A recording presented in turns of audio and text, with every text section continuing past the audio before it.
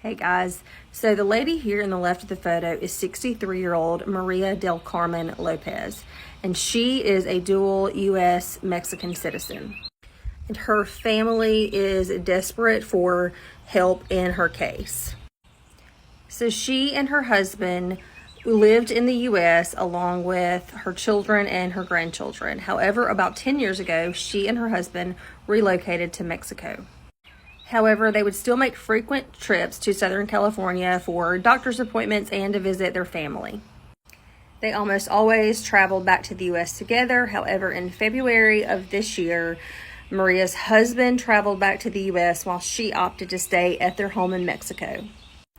And while her husband was in the U.S., Maria was outside of her property watering her flowers when a van pulled up with 4 men inside and kidnapped Maria. Now, there were witnesses, there were neighbors that witnessed this incident, and as soon as it occurred, the neighbors called the children, Maria's children, to let them know what happened.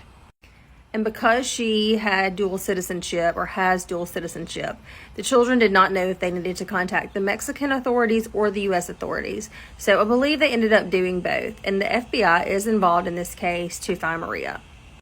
And not long after she was kidnapped, the family received a phone call from her abductors requesting a ransom, a 6-figure ransom that the family does not have.